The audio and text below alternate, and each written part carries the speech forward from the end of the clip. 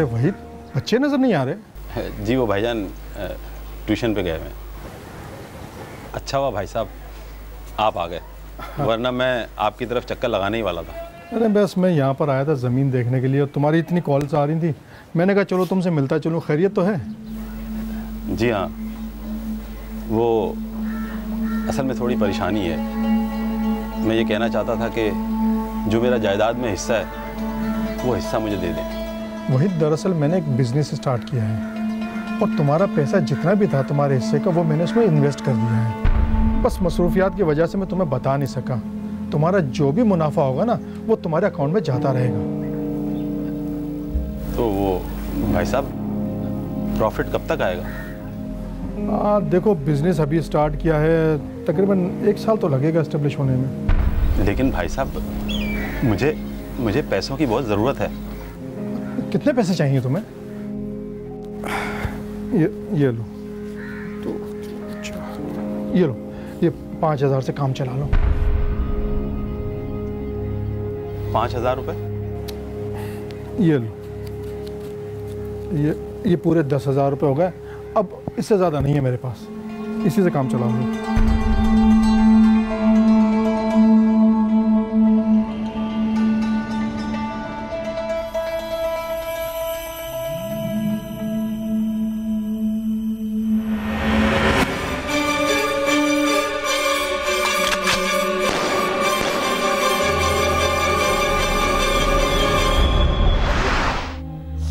हमें क्यों छोड़ के चले गया?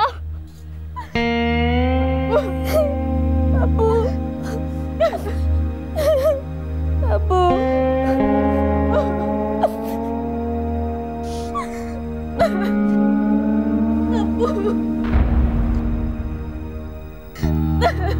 बेटा अब तो तुम्हें हौसला करना है। अब अपने छोटे बहन भाइयों को तुम्हें ही संभालना है। तो होने को कौन टाल सकता है?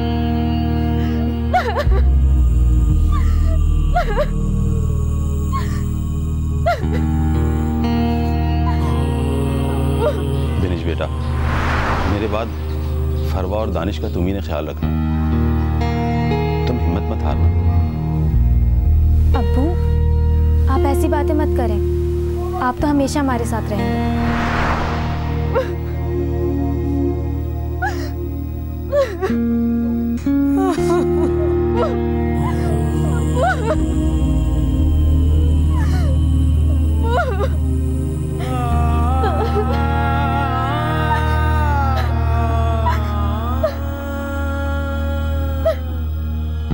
नहीं, अब्बू को नहीं लेकर जाए। नहीं, रुक जाए आप लोग प्लीज।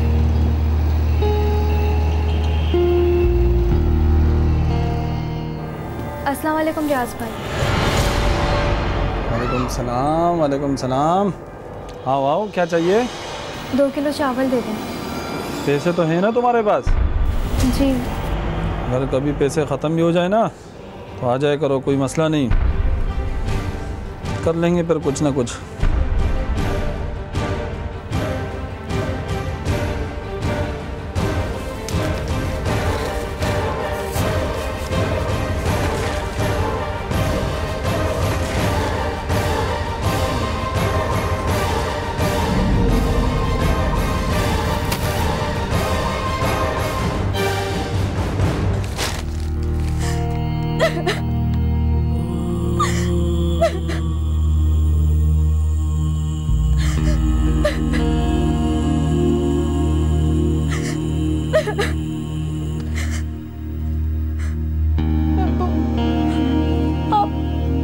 आप हमें छोड़कर क्यों चले गए?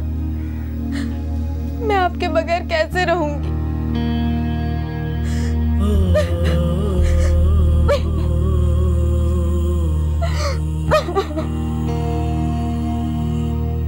अब्बू के इंतकाल के बाद मेरे लिए जिंदगी गुजारना बहुत मुश्किल हो गया था। मुझे फरवा और दानिश के लिए कुछ करना था। स्कूल की फीस ना होने की वजह से फरवा और दानिश को घर में ही पढ़ाना शुरू कर दिया। बाजी, अब क्या हम कभी भी स्कूल नहीं जाएंगे? बेटा आप ऐसे क्यों बोल रही हो? आप दोनों जरूर दोबारा स्कूल जाओगे।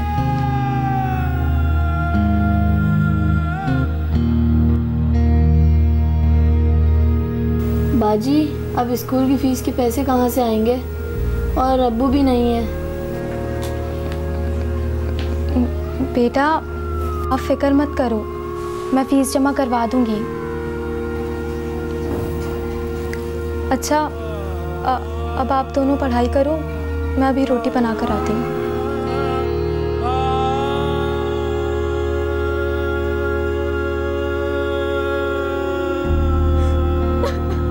बाजी, अब क्या हम कभी भी स्कूल नहीं जाएंगे?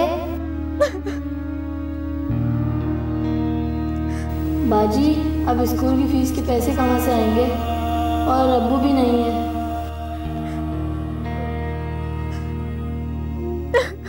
मैं पैसों का इंतजाम कहाँ से करती? मैं सोच भी नहीं सकती थी कि यूं अचानक मुझ पर इतनी बड़ी जिम्मेदारी पड़ जाएगी।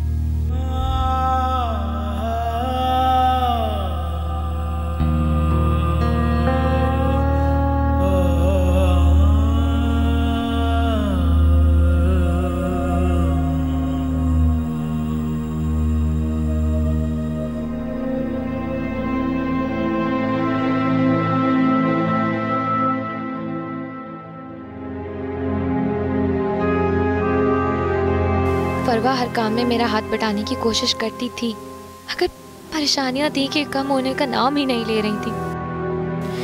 मालिक मकान ने भी तंग करना शुरू कर दिया था। मुझे मुआशरे की तंग नजरी का अंदाजा होने लगा था। क्या मतलब है आपका? अंदर बुलाएगी तो मतलब अच्छे तरीके से समझा दूंगा तुझे मैं।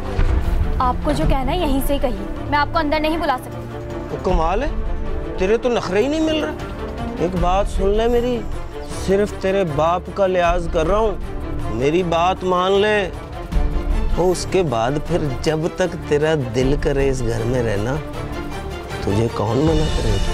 है भाई, मैं आपको पहले भी बता चुकी हूँ कि हम ये मकान बहुत जल्द खाली कर देंगे। अब आप प्लीज़ 2 हफ्ते बाद ही आइएगा, तब मैं आपका सारा हिसाब क्लियर करके घर खाली कर दूँगी। शुक्रिया।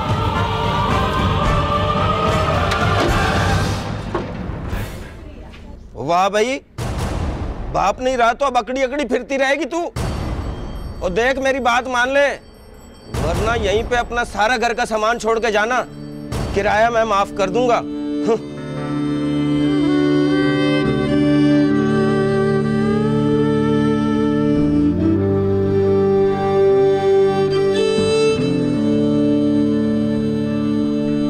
जी, अब होनी को कौन टाल सकता है? इस तकल्लुफ की क्या जरूरत थी? ये तकल्लुफ नहीं, मेहमानदारी है। लीजिए आप लोग। तुम ऐसे क्यों नहीं करती? अपने मामू के गांव क्यों नहीं चली जाती? किस मामू की बात कर रही हैं आप? उनकी बहन कैंसर में तड़प तड़प के मरती रही और उन्होंने एक दफ़ा भी खैरियत नहीं ली। जब उन्हें अपनी बहन का ख्याल नहीं आया तो मुझे उनसे कोई उम्मीद रखनी चाहिए। मेरा ख्याल है तुम लोग कोई छोटा मोटा घर ले लो, क्योंकि ये तुम तीनों बहन भाइयों के लिए तो बहुत महंगा पड़ता होगा। जी बस अब हम कुछ दिनों में छोड़ देंगे ये मकान। वैसे भी इस मकान का किराया बहुत चढ़ गया है। ताया जी बेटा। वो अगर आप मुझे अब्बू के हिस्से की रकम दे देते तो हमारी कुछ मुश्किल हल हो जाती। बेटा वो तो मैं वहीद को काफ़ी अर्से पहले दे चुका था, अब्बू ने तुम्हें बताया नहीं? हाँ हाँ, मेरे सामने तो दिए। लो, नेकी कर दरिया में डाल। नेकी का तो जमाना ही नहीं है।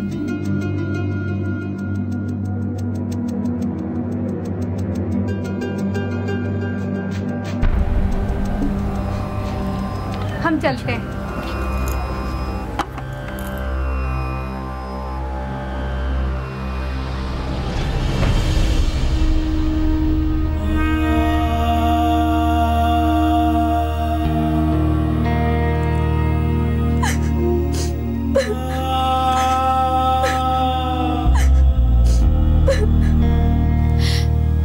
घुट-घुट कर नहीं जी सकती थी।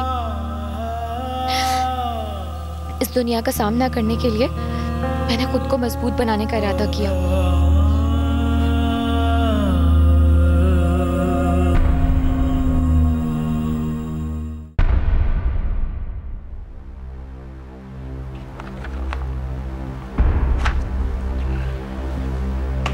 मोहतरमा, इन कागजात में तो सिर्फ आपके बारे में मालूमात दर्ज है।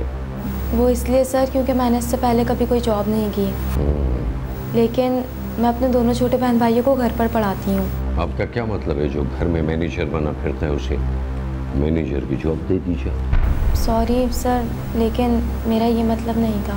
देखो बीबी, मेरे पास एक वैकेंसी है, लेकिन वो तजुर्बेकार टीचर की है और तुम तो। लेकिन सर मुझे इस वक्त बहुत ज़्यादा ज़रूरत है, प्लीज़ मुझे जॉब दे दें आप।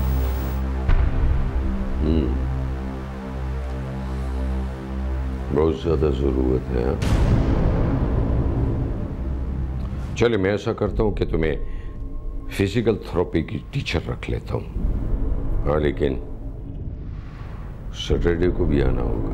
लेकिन सैटरडे तो ऑफ होता है। हाँ, सैटरडे ऑफ होता है, लेकिन मैं ऑन होता हूँ।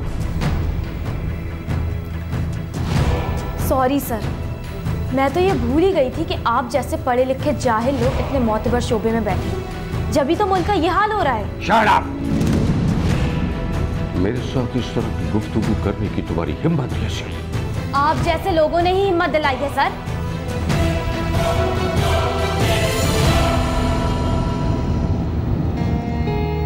मैंने नौकरी के लिए जगह जगह कोशिश की, मगर कहीं तालीम का बहाना बनाकर, कहीं छोटी उम्र का मजाक उड़ाकर, और कहीं मेरे ज़मीर का सौदा कर कर मुझको शर्मिंदा किया गया, जैसे मेरा यतीम होना जुर्म बन गया।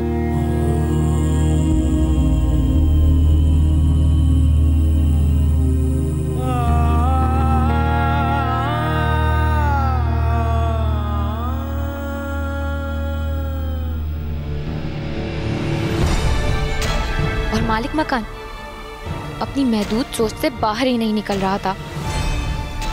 मेरे नजदीक इज्जत चांद से बढ़कर थी। मैंने स्टेट एजेंट के साथ मिलकर दूसरा मकान तलाश करना शुरू कर दिया।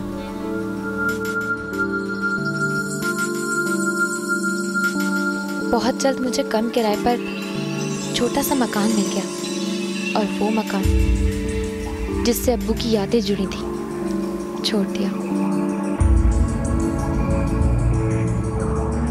नए मकान में मेरी मुलाकात पड़ोस की खाला से हुई। एक बात तो बताओ बेटा, तुम्हारा कहीं रिश्ता वगैरह तय है क्या? नहीं है? मेरा तो दिल ही खुश कर दिया तुमने। वो दरअसल मेरी नंद का बेटा है ना, बहुत अच्छा है, पढ़ा लिखा है, खाते पीते खानदान से है। मेरे ख्याल से तुमसे अच्छी बहू नहीं मिलेगी उन्हें। नहीं खाला, अभी मैं इन सब बातों के बारे में सोच भी नहीं सकती। मुझे दानिश और फरवा को अभी आगे पढ़ाना है। अरे बेटा, ये तो शादी के बाद भी ये काम कर सकती है तुम। मैं उनके लिए कुछ करना चाहती हूँ, उनका मुस्तकबिल बनाना है अभी मुझे। मैं तो इसलिए कह रही थी कि मुझे तुमसे हमदर्दी है बेटा। मैं आपके इस जज्बे की कदर करती हूँ, पर हो सके तो मुझ पे एक एहसान कर दें। मुझे कहीं कोई अच्छी सी नौकरी दिलवा दें बस। मैं झाड़ू पोछा तमाम काम कर लूँगी, पर किसी का एहसान नहीं ले सकती। खाला मुझे किसी बड़े से बंगले पर लेकर गई थी। उन्होंने बताया था कि बंगले की मालकन बहुत अच्छी हैं और मुझे काम भी देंगी। क्या नाम है तुम्हारा? बिनश वहीद। कितना पढ़ा है तुमने? इंटर किया है मैडम। वैसे खाला, आपने इसको सब काम समझा दिया? जी, मैंने सब कुछ समझा दिया इसको। आप फिक्र मत करिए, आपको शिकायत का मौका नहीं दूंगी। ठीक है। मैडम, वो आपसे एक बात पूछनी थी। हाँ, पूछो। मेरे 2 छोटे बहन भाई हैं, क्या मैं उनको अपने साथ यहाँ पर लेकर आ सकती हूँ? दरअसल घर पे उनका ख्याल रखने वाला कोई नहीं है, इसलिए। तो क्या हमें उनके खाने पीने का भी इंतज़ाम करना पड़ेगा? नहीं, मैं खाना घर से बना कर ले आऊँगी या फिर बाहर से मंगवा दूँगी। चलो ठीक है। देखो, बेगम शमा बड़ी असूल पसंद है, उनके खिलाफ कोई काम मत करना। उनका एक बेटा है। बाद में खाला ने बताया कि उन्होंने मुझे अपनी जगह पर इस बंगले पर काम पर लगवा दिया है। मैंने सोचा 2 महीने के लिए ही सही, काम तो मिल रहा है। मैं दिल लगाकर काम करूंगी। क्या पता मैमूना मैडम मुझे भी काम पर रख लें। मैं फरवा और दानिश को भी अपने साथ बंगले पर लाने लगी।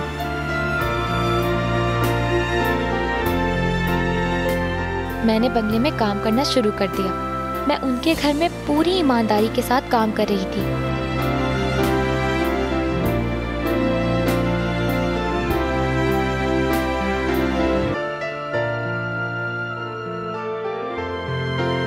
बेनिश, जरा पहले फरहान का कमरा साफ कर दो, वो बस कराची आने ही वाला है। ठीक है, बाद में कर लेना ये काम।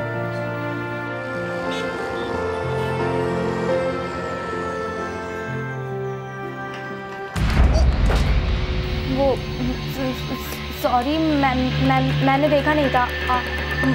मुझसे गलती हो गई। आपको चोट तो नहीं लगी ना फरहान साहब? चोट तो लगी है, बहुत जोर से। मैं जाती हूँ।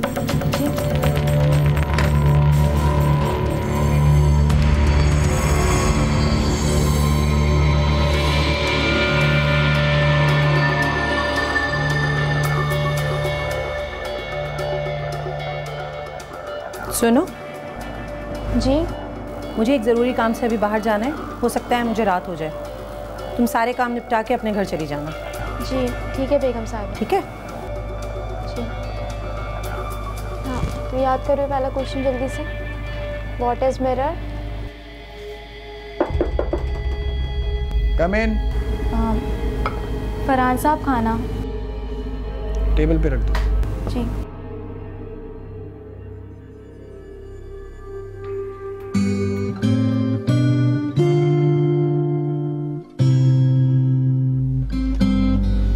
तुम्हें शायरी अच्छी लगती है क्या? नहीं, मैं तो बस ऐसे ही देख रही थी बस। अगर पढ़ना चाहती हो तो किताब अपने साथ ले जा सकती हो। नहीं फरहान साहब, ऐसे ही देख रही थी मैं। ले जाओ, पढ़कर वापस कर देना मुझे।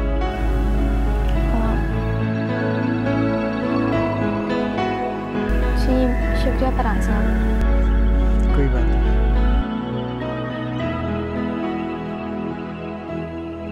मैडम ने मेरी तनख्वाह 1 माह में ही बढ़ा दी थी। हमारे घर के हालात बेहतर होना शुरू हो गए थे। मैंने फरवा और दानिश का स्कूल में दोबारा से दाखिला करवा दिया था।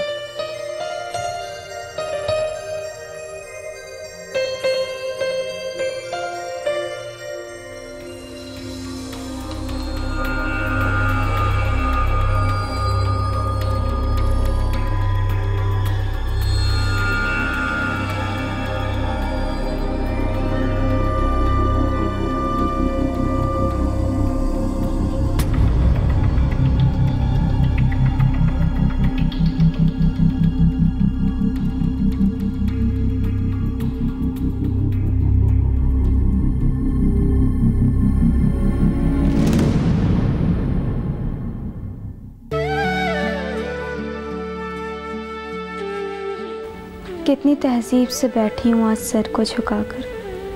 कभी सोचा ना था कि जिंदगी मुझे भी उदास कर देगी।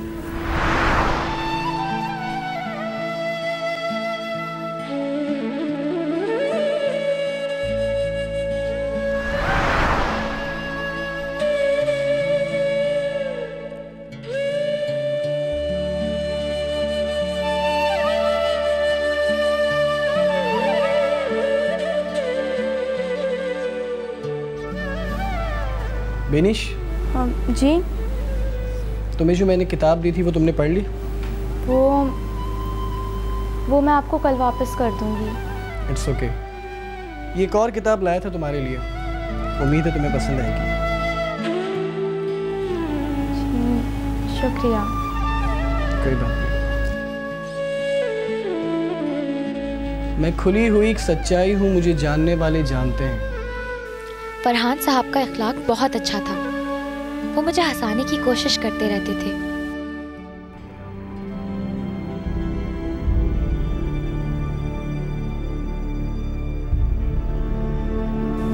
एक रोज दानिश की तबीयत खराब थी तो मैं फरवा और दानिश को घर पर छोड़कर काम पर आ गई।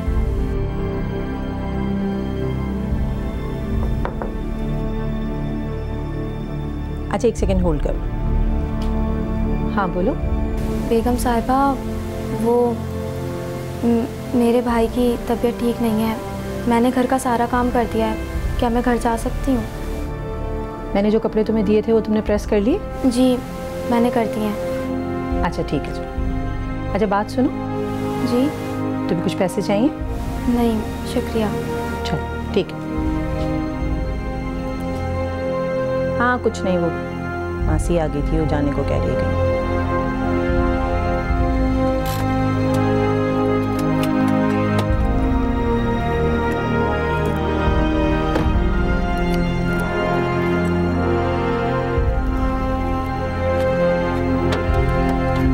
विनीश, मैं भी तुम्हें ही याद कर रहा था। क्या बात है, तुम कुछ परेशान लग रही हो? वो दरअसल मेरे छोटे भाई की तबीयत ख़राब है, उसे डॉक्टर के पास लेकर जाना है। ओह अच्छा, अगर तुम कहो तो मैं तुम्हें गाड़ी में छोड़ाऊँ? नहीं नहीं, मैं खुद चली जाऊंगी। मैं जानता हूँ कि तुम खुद चली जाओगी, लेकिन अगर मैं गाड़ी में छोड़ूंगा तो तुम घर जल्दी पहुँच जाओगी। आपका बहुत बहुत शुक्रिया फरहान साहब। कोई बात नहीं, आ जाओ।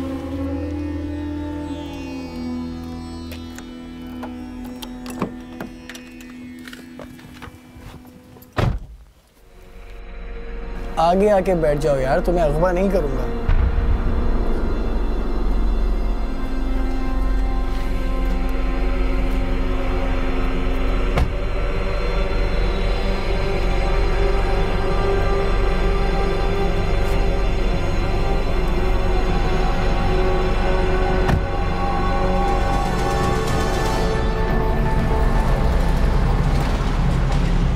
अब रिलैक्स हो जाओ।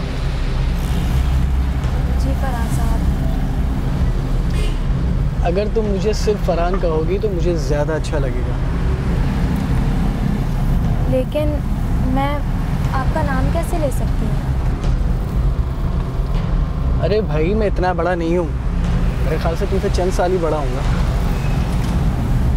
लेकिन आप तो मालिक हैं और मैं... यार ये बेकार की बातें क्यों करती हो तुम?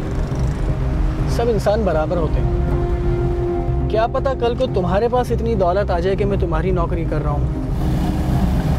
अल्लाह ना करे फरहान साहब, आप तो बहुत अच्छे इंसान हैं, अल्लाह आपको और दे। अच्छा, तो ज़रा बताइएगा कि मैं कितना अच्छा हूँ। आप अमेरिका में कितने साल से रहते हैं फरहान साहब? फरहान। जी फरहान। मैं अमेरिका में पिछले 15 सालों से हूँ। क्यों, तुम्हें चलना है क्या? नहीं, मैं तो सिर्फ ऐसे ही पूछ रही थी। आप अमेरिका में रहते हैं, फिर भी आप में गुरूर नहीं है, और यहाँ पर तो लोग पैसे के हवस में रिश्तों को ही ठुकरा देते हैं। मेरा ख्याल है कि पैसों के पीछे भागना बेकार की बात है। इस दुनिया में रिश्ते से बढ़कर अनमोल दौलत और कोई नहीं हो सकती, क्योंकि अगर ये खो जाए तो दोबारा नहीं मिलती। बस यहीं रोकते हैं, यहाँ से मैं खुद चली जाऊंगी।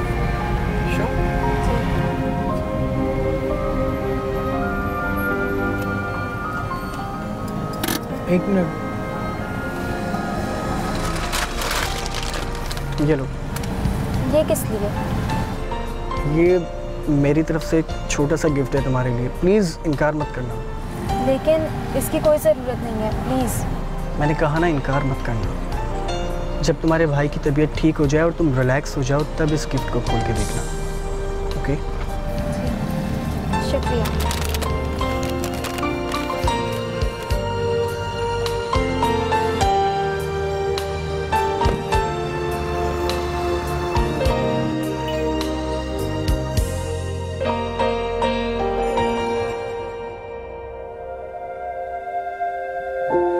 दुनिया में ऐसे भी इंसान होते हैं जिनके नज़दीक पैसों से ज़्यादा रिश्तों की कदर होती है।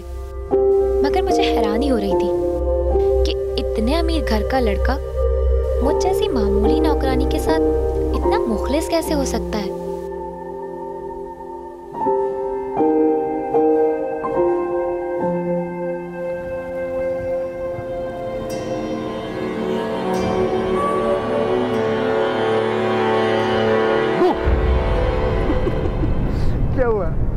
तुम तो बाकी डर गई यार।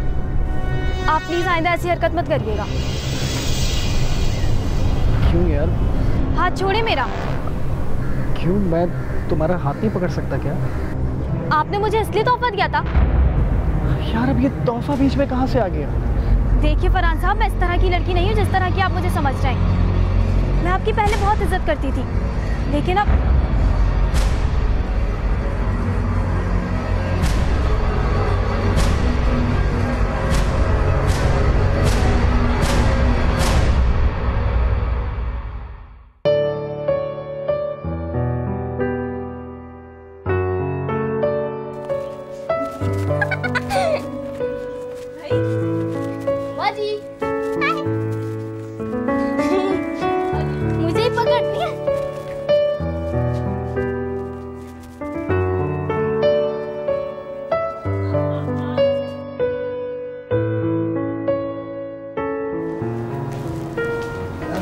बेनिश, मुझे तुमसे कुछ बात करनी है। बोलिए फरहान साहब।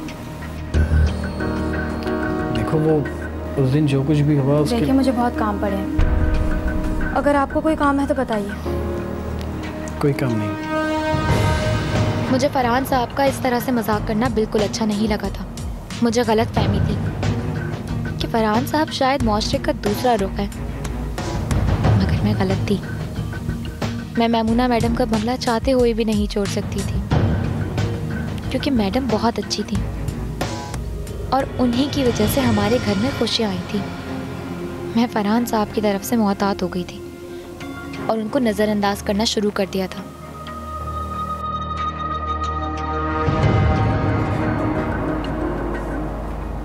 बात सुनो, मैं ज़रा मार्केट जा रही हूँ, तुम फरहान को खाना देकर और बाकी काम निपटा के घर चली जाना, ठीक है?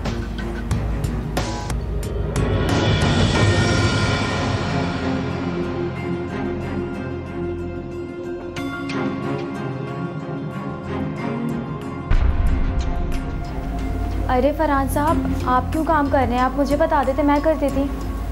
क्या करूं? तुम मेरी बात ही कहाँ सुन रही हो, इसलिए मैंने सोचा कि अपना काम खुद ही कर लूं। आप मुझे शर्मिंदा क्यों कर रहे हैं फरहान साहब? बेनिश, मुझे अपनी गलती का एहसास है, लेकिन मैं बुरा इंसान नहीं हूँ। ये लो, तुम्हारे लिए बनाया है। अगर तुम ये जूस पी लोगी तो मैं समझूंगा कि तुमने मुझे माफ़ कर दिया है। प्लीज़।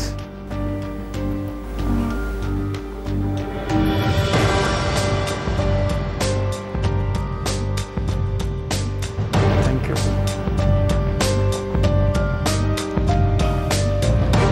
अच्छा, वो मेरा कमरा ज़रा ठीक से साफ़ कर देना, मेरे कुछ फ्रेंड्स आने वाले हैं, जब तक मैं लॉन्च में वेट कर रहा हूँ। जी ठीक है फरहान साहब। Thank you. फरहान साहब को मैंने माफ़ ज़रूर कर दिया था, मगर उनकी हरकत को जहन से नहीं निकाला था।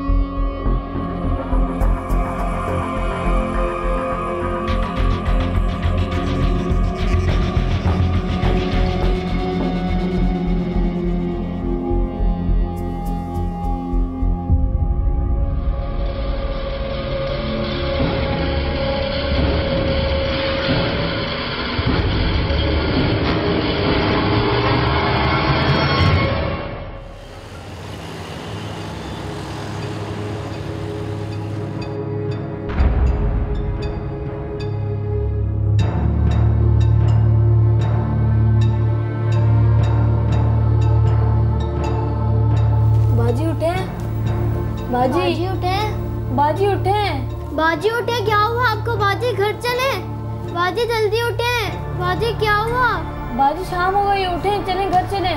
बाजी उठे, बाजी उठे, बाजी उठे।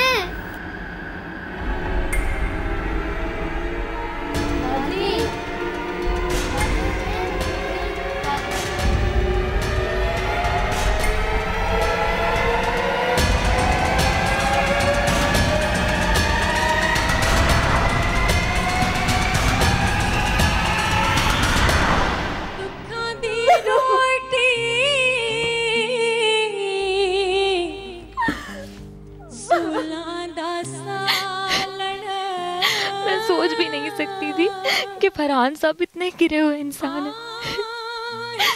मैं किसी से नजरें मिलाने के काबिल भी नहीं थी। मुझे अपने वजूद से नफरत हो रही थी। मैंने फैसला कर लिया था कि मैं फरहान साहब के बारे में मैमूना मैडम को जरूर बताऊंगी। दर्द विच छोड़ दा हालनी। दिमाग तो खराब नहीं हो गया?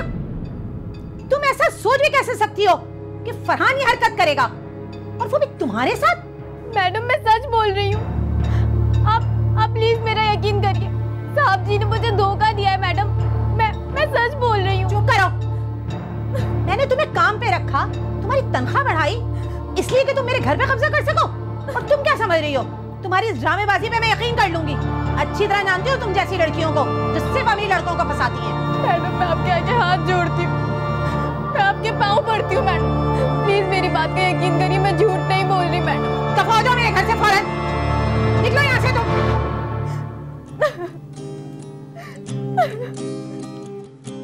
दुखा दी रोटी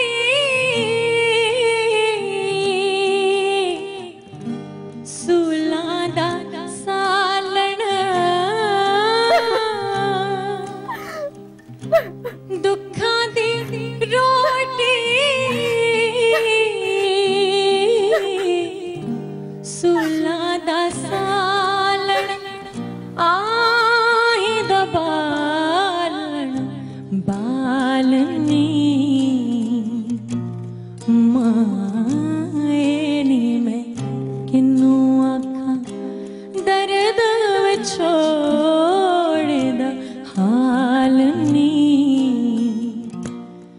माए नी मैं किन्नू आखा।